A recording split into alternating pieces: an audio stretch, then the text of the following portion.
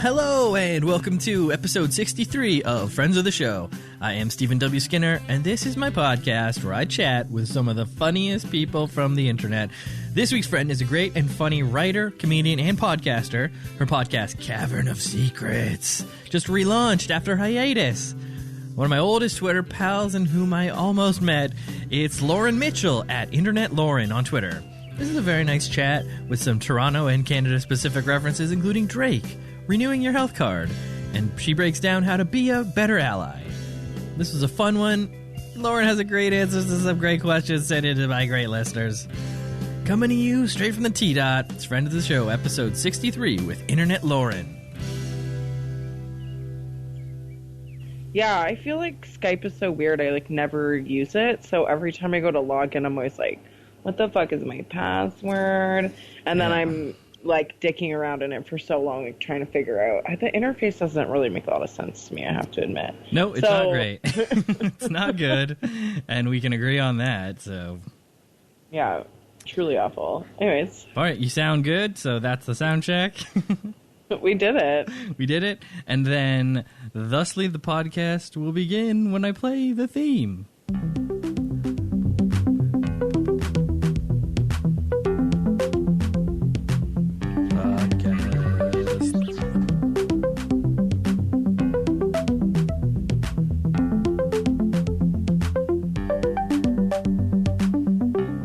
Yes, this week's friend is a feminist and comedian from Toronto and has been a Twitter acquaintance of mine for many years. Very funny and great on Twitter, good writer, and a podcast host and great interviewer herself. And I always wanted to talk to her. It's Lauren Mitchell at Internet Lauren. Welcome to the pod.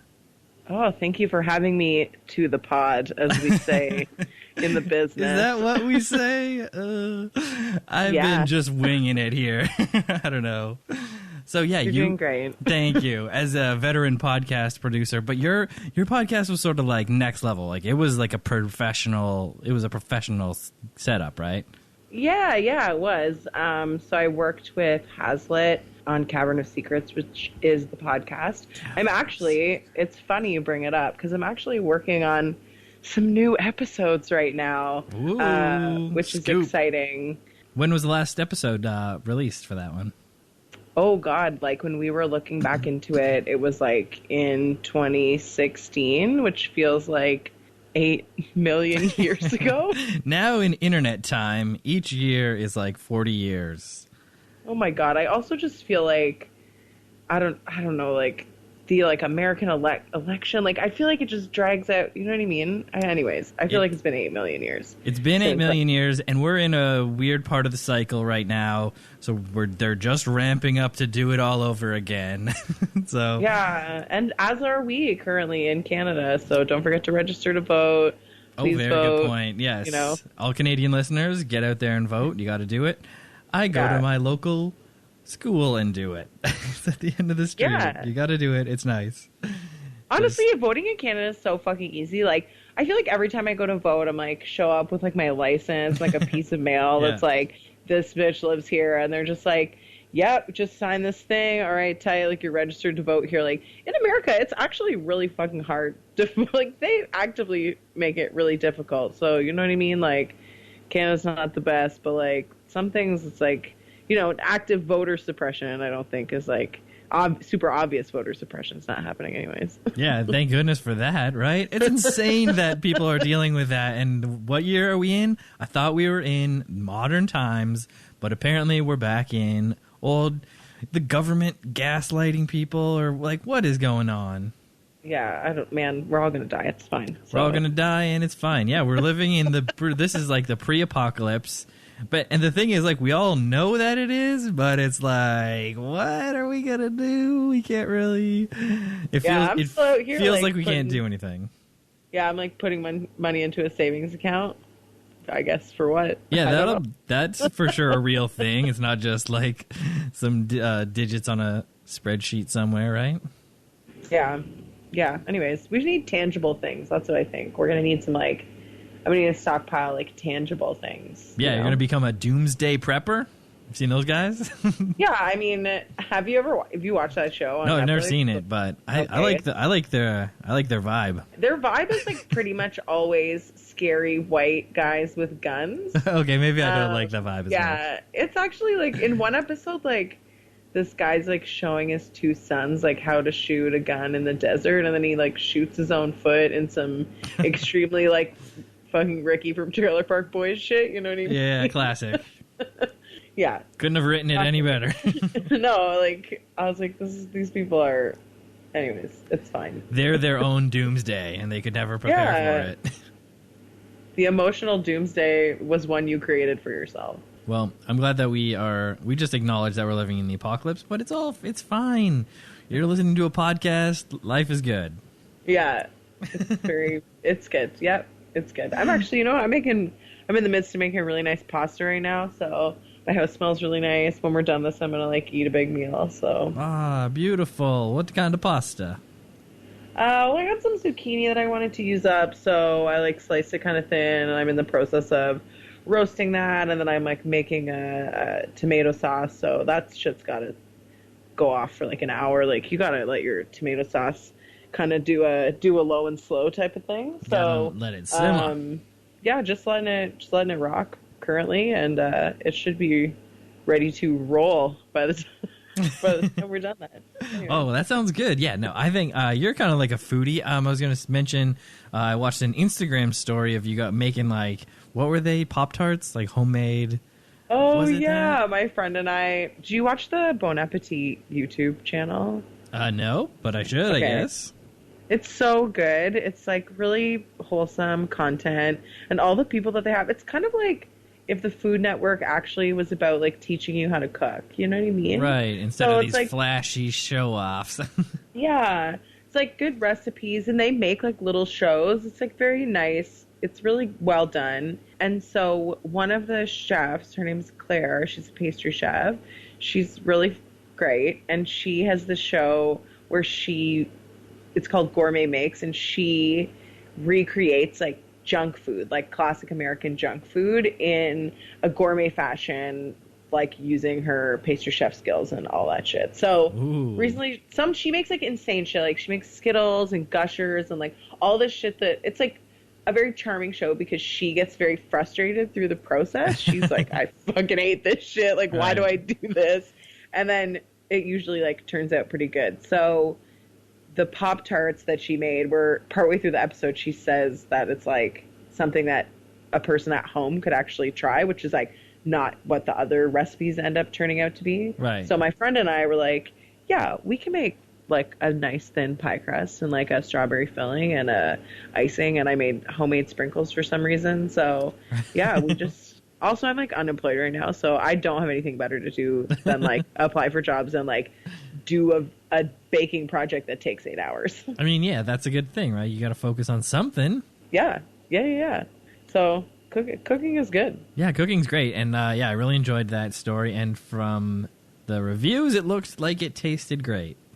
It did taste really good. It's just who's mad about a little hand pie, right? It's a really nice flaky pie crust. Oh, I love good those. Filling. Yeah, flaky pie crust. It's so good. Yeah, it's delicious. So everyone follow you on Instagram for more great baking and flaky pie crusts. Maybe a shot of that tomato sauce simmering. Add that to the story. Yeah, I'm not super consistent, but yeah, maybe I'll throw this. Maybe I'll throw the tomato. Yeah, on the story.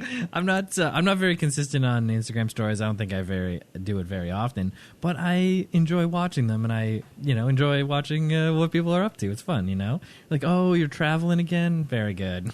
Love it. Yeah, love a travel one. Yeah, love a travel. I have one friend from high school who's literally climbs mountains all the time. Oh, on top of another mountain, eh? Pretty cool. Yeah, people sometimes I'm what's going on over there? How is... I like to do that much. But then sometimes I think that people, do you know what I mean? It's all about perception. Because sometimes people to me, I travel, when I was working, I traveled a lot for work. And so people be oh my God, you're always traveling. And I'd be well, I'm not really. And I'm also going kind of boring places, for work. Yeah. So... not always that fun, What else do I got on my list of time? Oh, looking at some old tweets, and I guess we tweeted to each other about Drake, because that's a thing. Yeah, probably. You know about There was a time in my Drake. life where I thought a lot more about Drake, for sure. So that was probably in the Drake heavy days of like 2014 or something, 2015 probably. Yeah, that What was era of Drake was that? Is that Take Care? What era? No, that's post Take Care. That's Nothing Was the Same. Oh, yes. And it never was. It's fucking. If you're reading this, it's too late. Oh, yeah. That's like peak Drake for me, actually. That is. What's your hot jam from that one? Well, oh man, there's actually a lot of good shit. I like Worst Behavior goes off still, I would say. Mm-hmm. Like Running Through the Six, like, you know what I mean? Like, right, that was all the six. That was the six that was taken yeah, off. that was, I mean, I think we've gone back, like, I mean, it's always been like T-Dot to people who live here, I feel like, you know, or people who are like, Six is like a very American thing, because like that's what became popular in America, but like I feel like if you're from Southwestern Ontario, like, or even if you're from Canada, like, we all know Cardinal, like, it's a T-Dot. Yeah, he got there first, Cardinal Official, and he said it's T-Dot, and that's what it is.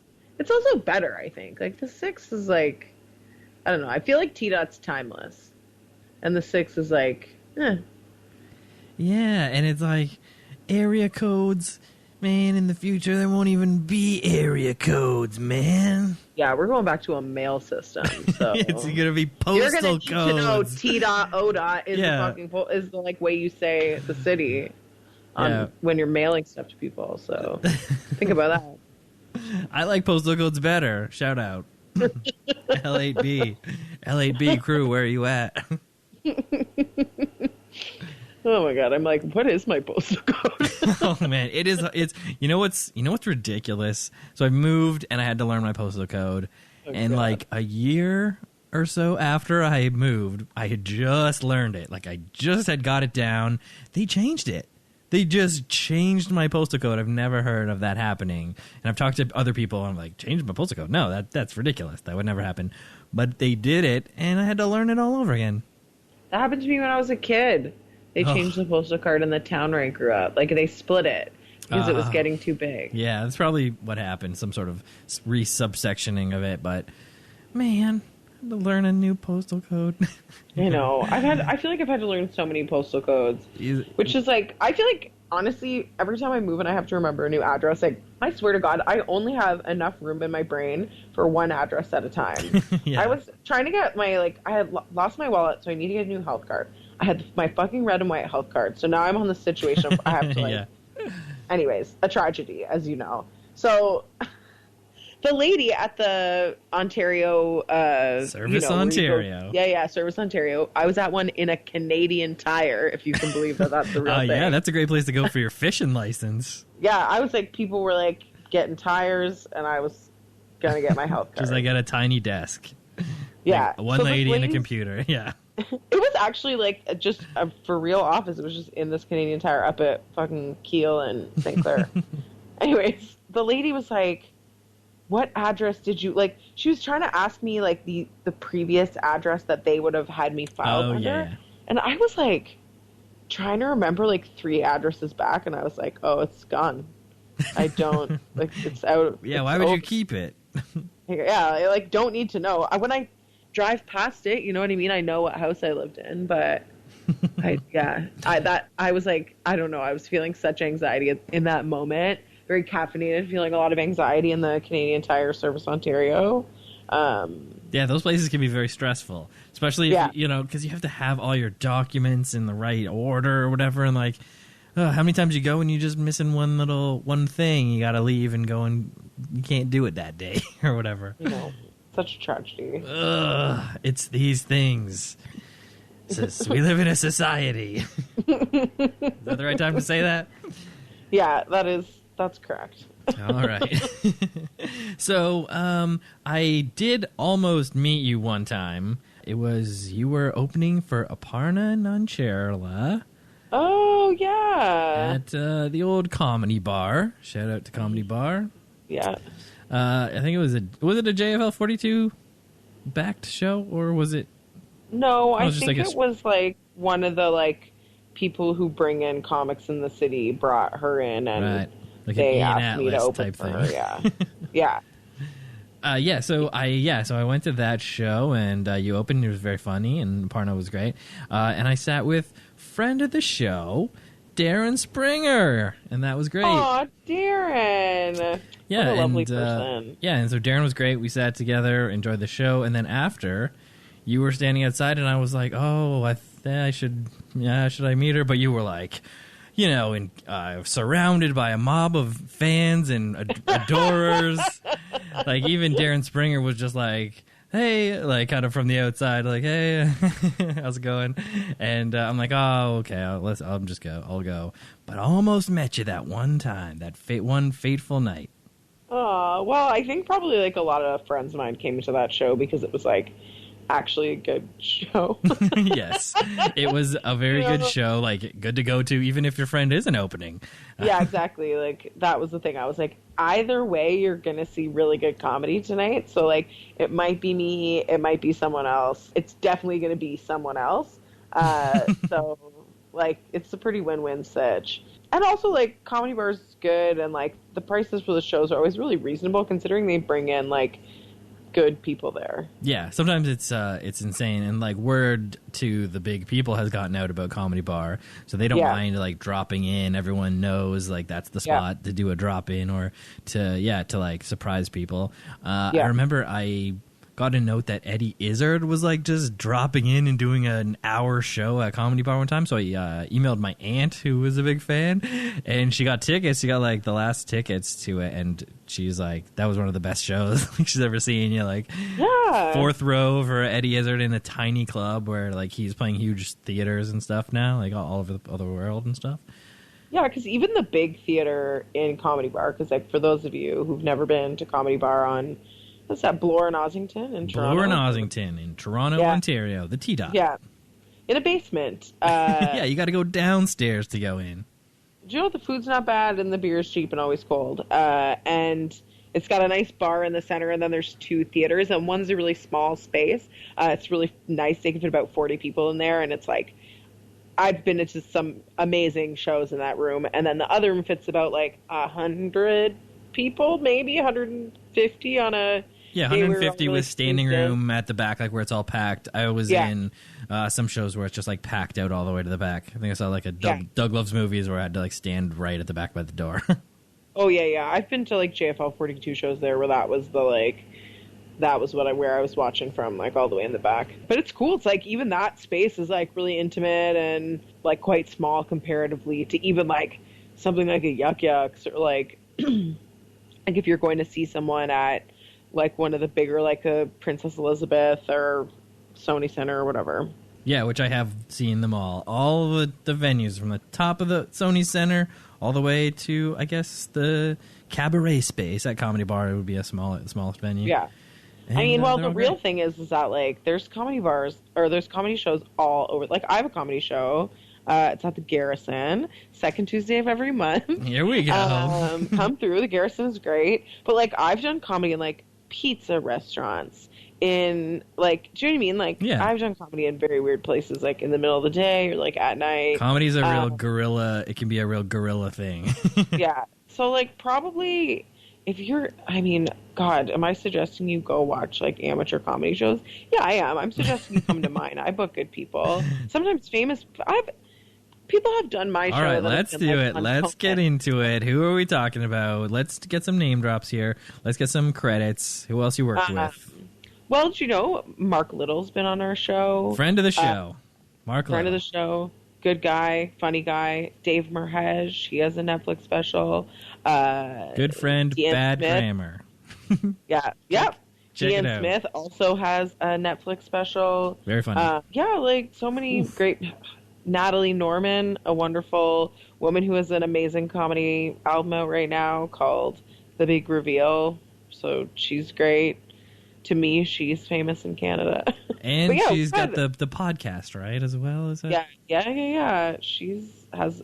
They had a podcast called The Crimson Wave, which is all still available online. Check it out. And that was a show, too. That was a very popular, long-running, great comedy live show. It is. It's still happening. Oh, the live show still goes great, and the podcast is over. Yeah, every Sunday at 9 at Comedy Bar. Great fucking show. Very long-running, great show. Yeah. So, yeah, there's always, like, if you were ever interested in seeing a comedy show, much like music and, like, theater and, like, art and stuff, in Toronto, like, there's probably something happening in your neighborhood, I would guess. Go check it out. Yeah. Go see something. Also, I get not wanting to leave your house, so you know what I mean? Like, that is good, too. I mean, not leaving your house is so good. It's so less stressful. Yeah. I mean, you're sitting in your house, I'm sitting in my house. And it's all good. Nothing worried about anything right now. Exactly. All right. Well, so I did intro you as a feminist because I did read an article, and that is how you were introed. Yeah, I mean, I'm not mad about that. Like, I am, so you can call me whatever you want. I mean, you can't call me whatever you want. That is not what I meant. Yeah, so let's get into it. What can I call you? This is what I need to get some great feminist tips here. How can I be a better ally? I mean, just like supporting the women in your life, not supporting people that the women in your life have said are abusive in any way, I guess. That's like the one thing I feel like men can do is like take it back to your own people. Like, are people in your own community like being shitty? Like, are your dude friends causing harm to women and women around you? Like, maybe start like noticing that stuff. Start noticing how like your female friends like act around certain friends of yours and think about maybe why that is and why they haven't said anything to you about it. You know, so like I think it's good to just like check in with your own self and with your own community and like try to do what you can like to like, you know, try to communicate with those people, try to help them, or at least like maybe if they're not willing to be helped, like not fucking with those people publicly or privately. I get it. It starts with awareness. You gotta be aware of who you're hanging out with and maybe how other people are reacting to them. Yeah. Or talking about them. If men around you say, like, sexist things, you can be like, oh, yo, that's, like, sexist and you shouldn't say it. You know? Like, if someone around you was like, I don't know, it's the same thing if people around you are, like, saying shit about gay people or trans people or black people or people of color, like, you should be like, yo, that's actually, like, not chill, and it's, like, not right, and you're kind of a shitty person for saying that. So that's just, like, that's a good, like, life vibe and tip. Yeah, that's a good baseline level. Yeah. I would say, like, especially for, you know, cis, straight, white men, like, there's certain times when, like, I don't know, like, as a woman, like, I don't necessarily always want to get in a fight with a dude about it because, like, I don't know, dudes sometimes, like, men can be, like, violent or whatever. And it's the same thing, like, if you're, like, a queer person or a person of color or whatever, you shouldn't have to be, like, justifying your existence to someone. So it's, like, nice when people with privilege step in and say, like, hey, you know, from me to you, from privilege to privilege, like, that's not chill, you know? Yes. Got it.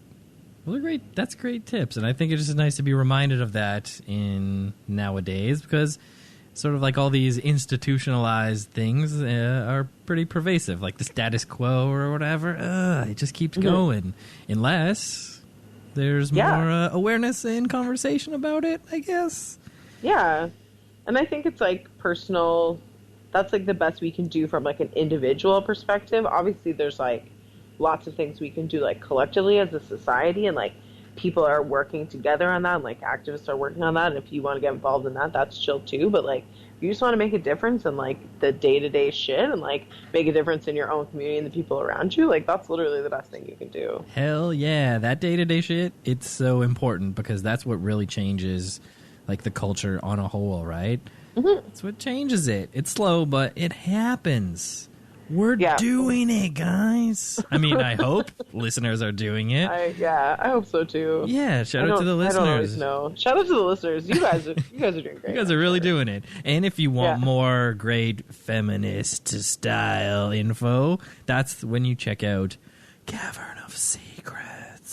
Yeah, you could the whole shits is still online, so you can go ahead and listen to all of that. There's like 24 episodes, I think. All the shits. Go check them out. 24 shits online. Go listen to all of those. Available where podcasts are also available is what I would say.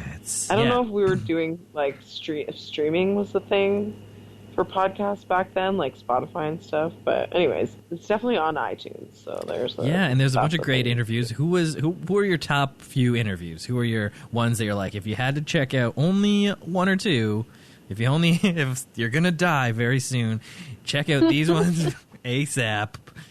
I'm sorry to hear that, first of all. That's hard. They're all like my babies in some way. But I think that like a good one that was like really fun, because they kind of ranged from being like fun and funny to being like pretty serious. A really good one is the one I did with Carrie Brownstein. So she's like in a band called Sleater Kinney, and she's also on Portlandia, and she was just like really, really funny, and like that's a super funny episode, and I think it's good. And people might know her, right? So right, yeah. Easy so there access. You go. Like I'm not just like I definitely interviewed people you probably wouldn't know, but like she's like a fairly big name that I interviewed and on that podcast, and it's a good episode. I think also one with Nam Kiwanuka is really good. She's a journalist here in Canada. She also, for any of you who are like my age, which is 33 or around there, she was a VJ on Much Music. I was like excited to meet her because I was like, cool. I was like a VJ. A VJ. Do they even have those anymore? I don't know. I don't think so. Every time I turn on Much Music, they're playing The Simpsons, which I'm not necessarily mad about, but like, it doesn't seem. I think they just call it Much now, and they play like Much Simpsons. Right, and there's no VJs. I don't think so, but I don't know. I haven't watched enough of it to see if that's like they put. I don't know. It used to be so great. You know what I mean? Yeah, there's no countdown. You can't turn on it at 7 o'clock or whatever and watch countdown of the top 10 videos. Yeah. It used to be like clockwork. If you want to see some music videos, you could turn it on. It also just used to have like a vaguely cable access vibe, which I really liked. You know, like they kind of let them do whatever, but they also interviewed like big name like music celebs. So yeah, and they made them come in and sit on stools, like tiny stools. Yeah, oh my god. And then remember when they would like close off Queen Street and you go and like it was like the Backstreet Boys or whatever, and they would like do those fucking like intimate and interactives where they came interview someone and like they'd perform. Oh man, I fucking loved that shit when I was like an adolescent and a teenager. For sure. What were some of the big ones you saw? Obviously Backstreet Boys. Did you go see? Well, I didn't go see any of them. Oh, you didn't actually go, but you imagined what it would have been like. Yeah, I'm from the country. Like, I'm from the middle of fucking nowhere, and my parents were definitely not, like, driving me to Toronto for that shit. Although, they did, like, take me to Toronto and take me to the, like, Much Music building, like, the Chum building. It's got a truck driven into the roof. Did you see that?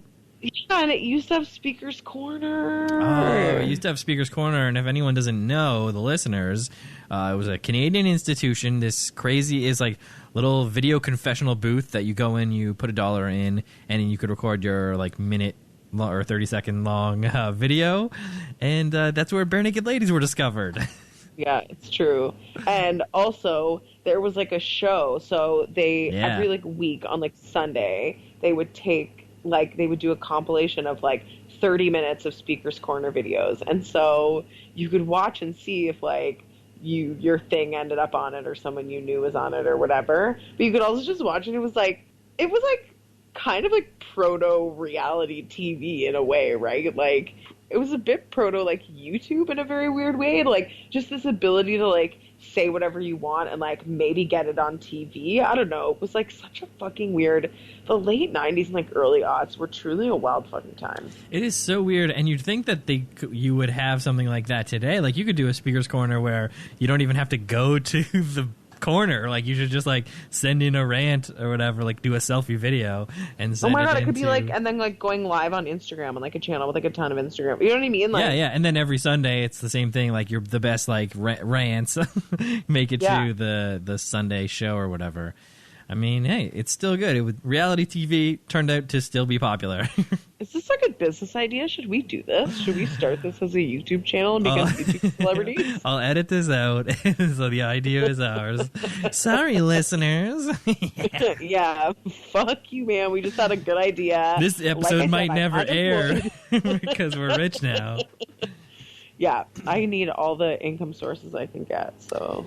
So, yeah, you're pounding the pavement. If I may ask, what's your line of work? What are you looking for? I work in the tech industry. It's horrible. It's not. It's fine. It definitely pays money, so that's good. And I've been lucky personally, like in terms of like working with really good people and shit. So it, like every other fucking job, has its issues. But yes, so that is what I do. I work on the client side, which kind of means what it sounds like it means, I guess.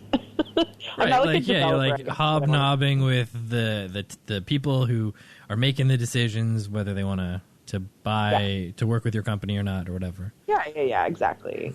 So yeah, I'm not a programmer or any of that kind of thing. So but you know programmers and you know what they do. Yeah. And you can explain that to people who want to know. Yeah. My sister knows how to program. She works in video games, so... Oh, that's cool. Yeah, she works for Ubisoft, so that's cool. She's like, Ubisoft. Yeah, she's playing video games right now.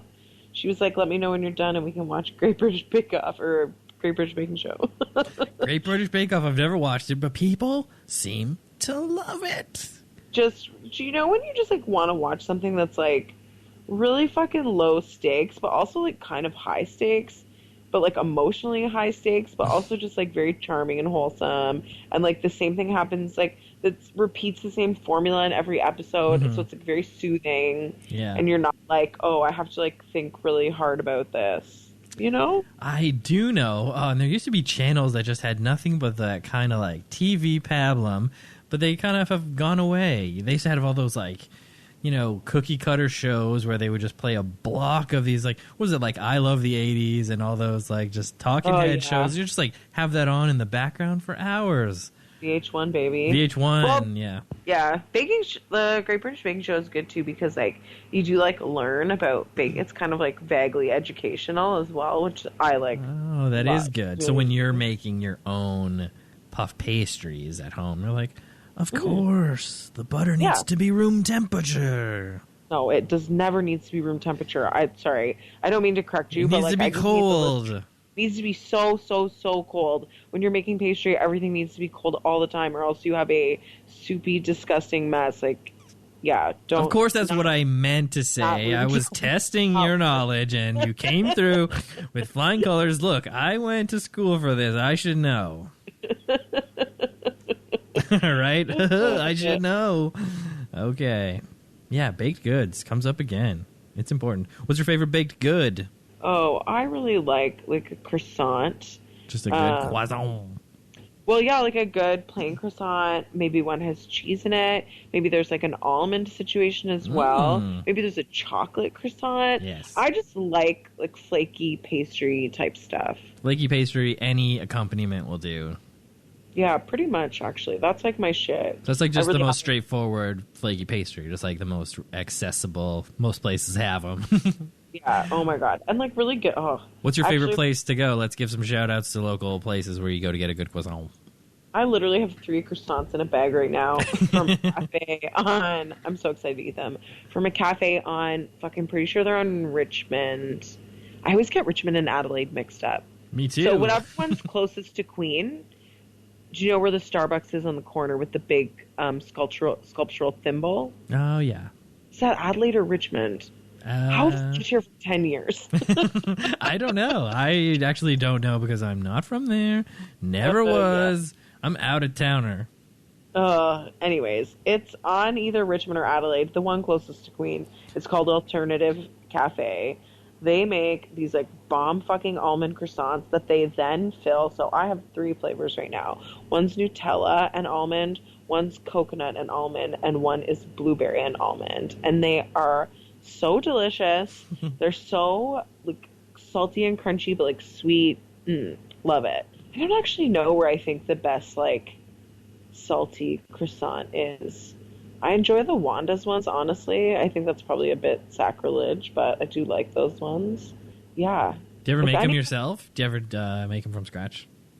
No, because it's insane to do. You know, butter's got to be so cold. It's got to be cold, and like you have to fucking. So how you make puff pastry is that like you make a dough and then you fold butter into that dough and you roll it out, and then you do that like X amount of times, and then you get it cold, and then you do that again, and then you get it. Do you know what I mean? And it's like it takes so fucking long.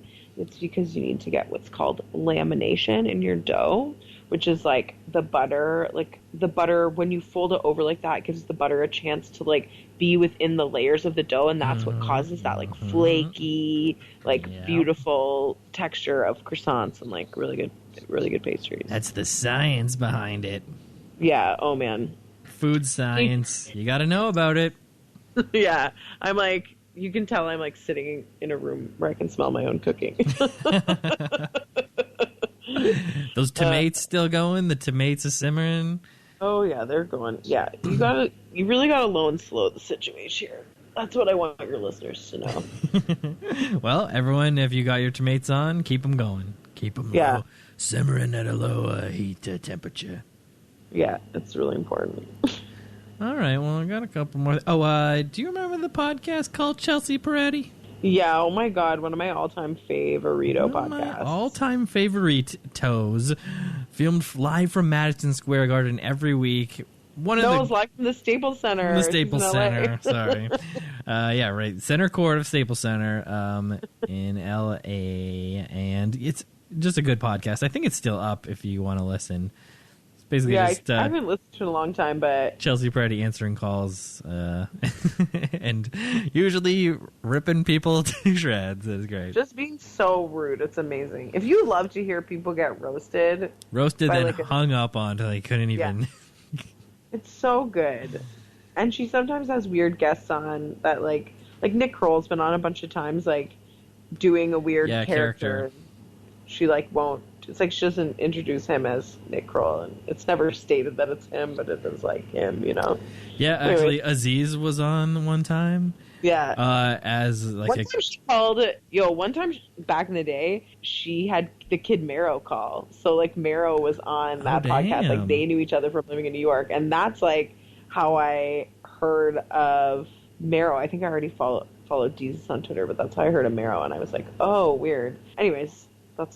And now that guy's a big-time TV star. Yeah, as is Chelsea Peretti. Like, this is also, like, before Brooklyn Nine-Nine really popped off, or, like, maybe they only had one season. Like, yeah, she was still I think when she got to be famous, she definitely stopped doing the podcast. I think she kept doing it a little more, but, like, I got a different job where I couldn't listen to podcasts as much, and I really became a bad podcast listener. So what other podcasts do you listen to as a podcast listener, even though you don't have much time now? I'll like very religiously listen to the Chelsea Peretti one. I've listened to every episode of The Champs, which is a podcast that Moshe Kasher and Neil Brennan had, and for a while DJ Doug Pound. And you can't forget DJ Doug Pound. That was a great podcast. I also listened to it. Honestly, it went a little downhill after DJ Doug Pound left. Oh, for sure. Yeah. No, it was like, that was for sure the death knell of the podcast. But although those early podcasts are great, I listened to everyone. The Blake Griffin episode is like when I knew that he was one of my sports husbands. Right. Yeah, that was a good one. Yeah. What else? Oh my God. I listened to all these old podcasts. I was like, oh yeah, these old podcasts that aren't around anymore. They're so good. I spent a long time listening to Marin as but like I found the certain, like, I didn't like him interviewing women. Like, I was always like, I can tell when you want to, like, fuck one of these people. So, like, right. Oh, yeah. Also, I just, like, couldn't listen to... Like, there was a time when he would just, like, always talk about his, like, 28-year-old wife who, like, wanted to have a baby. And he was like, I don't want to have a baby. And I was like, yeah, you're old. Like, you're like, 50-something. Like, of course your 28-year-old girlfriend, like, wants to have a baby, you dumb fuck. Like, I was like... Why are you acting like this is a hard to solve problem? I was like, I wish this was a call-in show, because I'd be like, hey, I have some advice for you so that you can move the fuck on. No, that's a great podcast, WTF. But yeah, I understand like certain ones are, obviously better than others.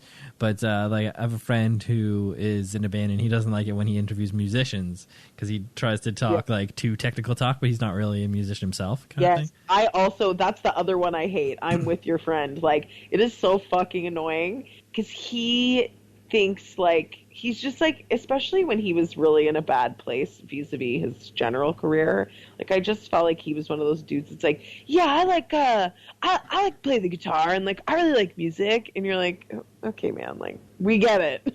I tried to listen to the one where he interviewed the guy from the Mountain Goats and I was like, this is almost worse than how he talks to women. It's very weird. Yeah, definitely a weird vibe with musicians, especially the ones that he idolizes, and I guess with women as well. Pretty wild. Listen to the Gina Davis one. Some crazy stats with that one.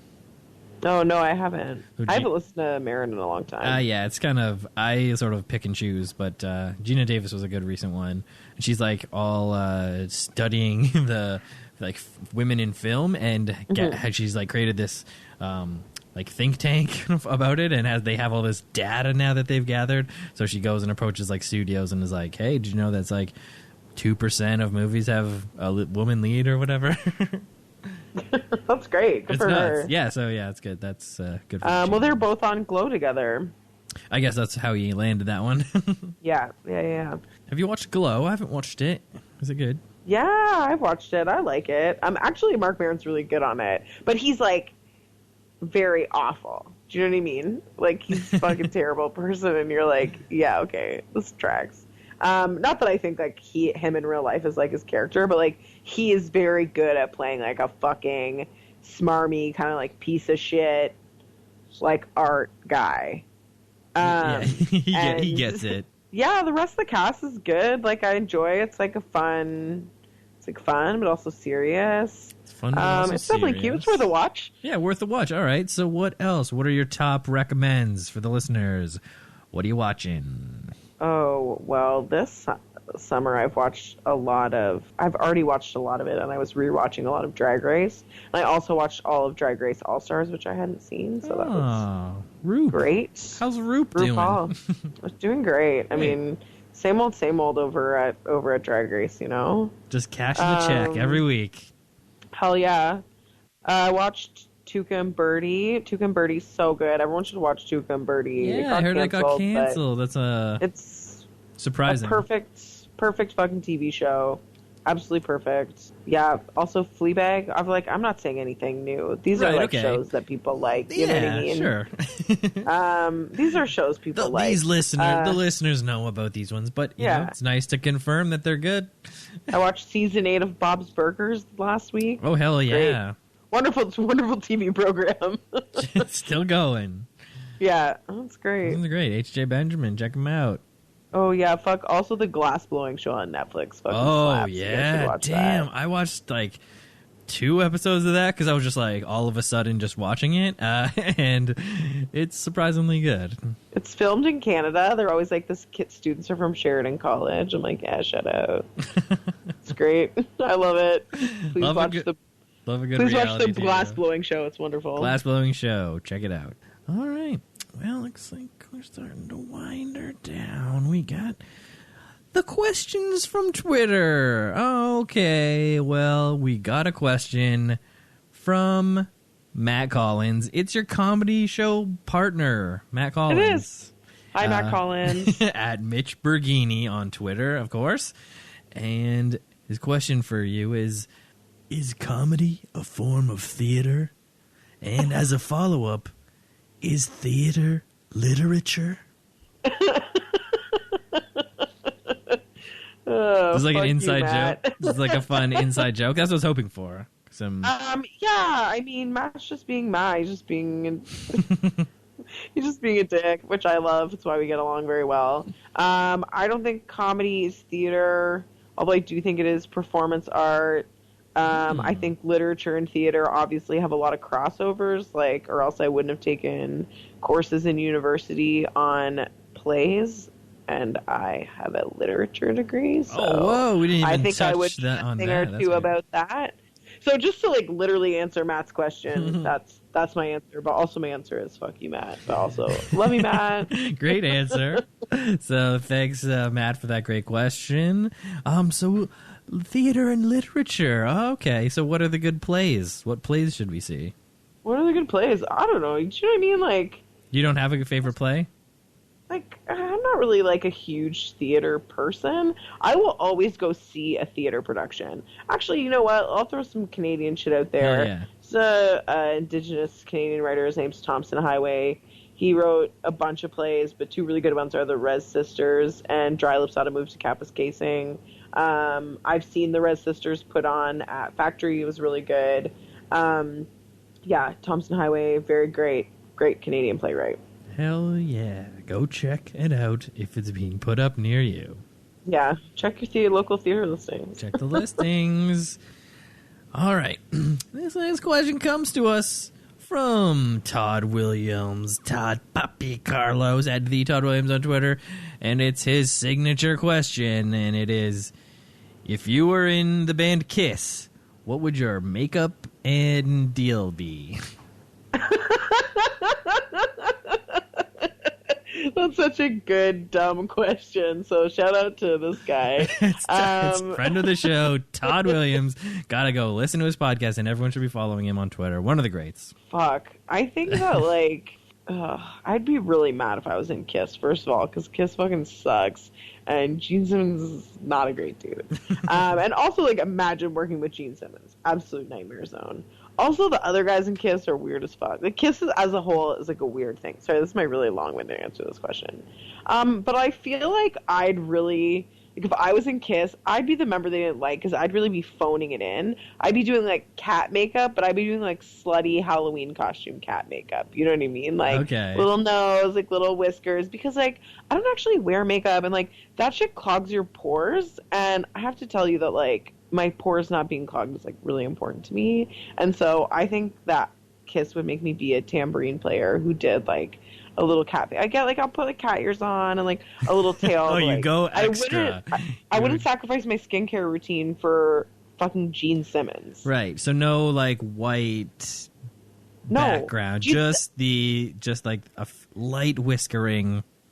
That shit is the worst stuff you could put on your face. Even at Halloween, you should only do it once. You know what I mean? If you know what I mean. It's not good for your skin. So what is good for your skin? Let's break it down. What's your routine? Honestly, it's really important to wash your face. It's really important to moisturize, and it's really important to wear sunscreen. If you do those three things, you're probably good to go. Do those three things. Do them to your neck as well. Honestly, as I get older, I'm keep going down onto my chest as well, because you need to get that in there. But the great thing about modern technology is you can buy a moisturizer that also has an SPF in it. And you want to use a broad spectrum SPF. This goes for every time you use sunscreen. You have to look for broad spectrum UVA, UVB. That's the good shit. And that's the shit that's actually protecting you. And that's the shit you want to put on your face. Okay. So wash your face. Best quality on your face. Yeah. But you got to have broad spectrum on everything, and better if it's in your moisturizer. Yeah. It's just easy. That's what I do. I have a moisturizer with sunscreen in it. It's beautiful. So instead of applying two different things, you're saying you just hop out that shower, pop, moist out the door. Yeah, you can get into all sorts of other shit. Toning and exfoliating and face masks and all that good shit. Yeah. Eye creams, whatever. But the most important things are washing your face, moisturizing, sunscreen. So baseline every day that. And then maybe on special occasions, sure, get one of those masks that has a fun face on it. Or, do some sort of, exfoliation. Listen, Sephora is a crazy place, man. It's insane in there. It's a crazy place. I really get sucked into skincare all over the place. Oh, for sure. Yeah. I've gone in there, to get gifts, and I always have a very specific list, and I always just, instead of trying to find anything, I just go straight to a person. I'm like, where is these 6 things? And they're like all in 7 spots, 6 other spots over the store that I never would have found. I'm just like, thank you, person. Thank you, Shoppers employees. We love you. Thank you, employee. Thank you. Well, that's great. So thank you to Todd Williams for that great question. You got to check him out. Oh, a couple more questions here as we wrap this podcast up. This question comes to us from the Timmy Toes on Twitter. It's Timmy. And his question is, what's the best live performance you've ever been to? Music, stage, etc. Oh, damn. That's so tough. I don't know, Beyonce, honestly. Hey, if that's what jumps out to you, if the question is asked, and that's what you think of, then hell yeah, it's Beyonce. I've seen so much fucking live music in my life. I've been going to shows regularly since I was 14, and so I've seen crazy good shit. I've seen a lot of cool stuff. I've seen a lot of big shows. I've seen a lot of small shows. There's other shows that are in my top 5 or top 10 or whatever, but just from a performance and staging and visual perspective, just the Beyonce's on some other shit, yeah. So what are the other highlight ones that you would just be like, yeah, I went to this. Yeah, I saw Rolling Stones in a tiny club for 100 or whatever. I saw Neil Young play at the Fox Theater in Detroit, which was fucking awesome. Oof. I saw the Weaker Thens play at a super small bar in Hamilton called the Casbah, which was fucking awesome. Shout out to local place, Casbah, Hamilton, Ontario. I've seen some great shows there. Wonderful, wonderful place, yeah. Honestly, these 2 shows both at Massey Hall, but Grizzly Bear being one, Nico Case being the other. Yeah, man. The great best live rapper I've ever seen is Freddie Gibbs. Amazing. If you can see Gibbs live, that's totally worth it. Cool. He's fucking hype as hell live. Yeah, so I've seen a lot of live concerts, music specifically. I've also seen a good amount of theater stuff just from having gone knowing theater people or whatever. But music is music is the thing. Yeah. So those are ones that stand out from my life, Hell yeah, great. Those are awesome. And Timmy's last question here: which light switch is better, little nub or flat plate? That's a good question. I think if you're fumbling in the dark, it's little nub because you got something to find, Mm-hmm. Sometimes when I'm struggling to find your hand is out on the wall, it's flat, and you have the ones in my apartment are all the flat ones. I don't even know if I've ever thought of that. That's such an interesting design question. Yeah, great question. Oh, shout out, you guys are doing great. It's feel very stimulated. Satisfying when you flip it, right? Yeah, it's satisfying when you flip it. That's the OG shit too, right? Yeah. Sometimes the flat ones are a little, again, they're less satisfying. It's when are we going to get flip phones back, Do you remember the feel of closing a flip phone? So good. I just keep them around just to do that sometimes. Yeah, I found one of mine the other day when I was cleaning out a drawer. I was sick. It is fun to play with, and you're like, yeah. And that's that, snap. Pretend to be yelling at your boss. Yeah. All right. I got a final question here, and it is from at Isabel Zatun on Twitter, friend of the show, Isabel Zatun from Pigeon Pigeon here, and the question is, when did you last cry in front of another person? Or by yourself? Oh, God. Recently. I cry all the time in front of people who I'm comfortable with. I probably cried in front of, maybe my sister. It was probably my sister that I cried in front of last. But we lived together, so it do be like that. Oh, that's she nice. came home earlier this week to find me very sad, sitting in the dark and, crying and smoking weed. So that was probably the last person that saw me cry. Yeah, makes sense. Sounds nice. That's nice you get to live with some fam. Yeah. My sister and the cat. We do great here. Oh, that's very nice. Good roomies. Yeah, they're lovely. The cat's sitting next to me right now. All right. And final question. Describe your ideal purge situation. Oh. My ideal purge situation is like I am one of the first people purged because that stresses me out to think about living with that. I feel the same way about zombies. I'm like, no, I just kill myself. Like, would you kill yourself or would you just let the zombies get you? I would probably kill myself. Yeah, I guess it's easier. I don't want to be cognizant for my brains being eaten, you know? It's true, yeah, that would be the worst way to go. So yeah, like you don't want to be in a ragtag bunch of survivors. No, do you know what the most unrealistic writing in television is? Is The Walking Dead. Because, like, someone gets pregnant on that show. Do you know what I'm saying? Like, that's so stupid. That's so stupid. If you're fucking during the zombie apocalypse, like, you better be wearing, like, 6 garbage bags and, like, 18 condoms and then, like, pulling out. You know what I'm saying? Like, right. You're taking every possible caution to not get... Like, what are you going to raise a baby in the zombie apocalypse? Oh, the only life you've ever known is running, screaming, horrified from these terrifying monsters. Yeah, and it's not even the zombies that you have to worry about.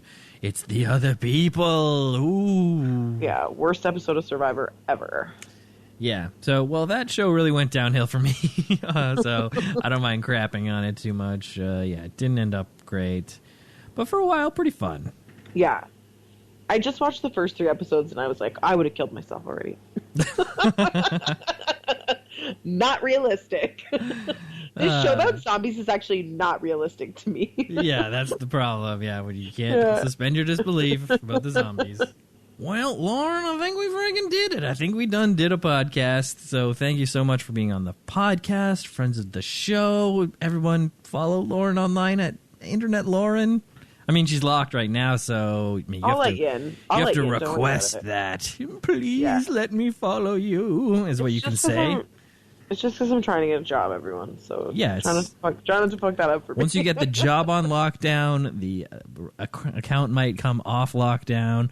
Yeah, you never know, so check back. It could be unlocked. Hopefully, by the time this airs, it's friggin' been unlocked because you've been gainfully employed for a while now. So that'd be tight. Best of luck with your job search. I'm sure it'll pop off soon. Thank you. And thanks for being on. This was fun, and so now I play the theme again, and as we say, our goodbyes. So, watch out for Cavern of Secrets coming back to podcast land. Yeah, late October. Late Oct. Check it. Fall 2019. All right, and follow Internet Lauren on Twitter. Yeah, do it. All right, bye. Bye. Well, that's it. I hope you enjoyed this week's episode with Lauren. You'd be smart to follow at Internet Lauren on Twitter for fun stuff, links to her podcast, Cavern of Secrets, and more. For all the old Friends of the Show episodes, visit www.stevendwskinner.com or find it on Apple Podcasts, on Spotify, or wherever. Please leave a rating and review. Follow at FOTS Pod on Twitter to find posts about the latest episodes and when to send questions. And you may also follow me on Twitter at SkinnerSteven. Just doing tweets, check it out. Thanks to Ruby Coast for the music. Thanks to Kyle I. Davidson for the theme. And thanks to you very much for listening. I'm Stephen W. Skinner. Have a great one.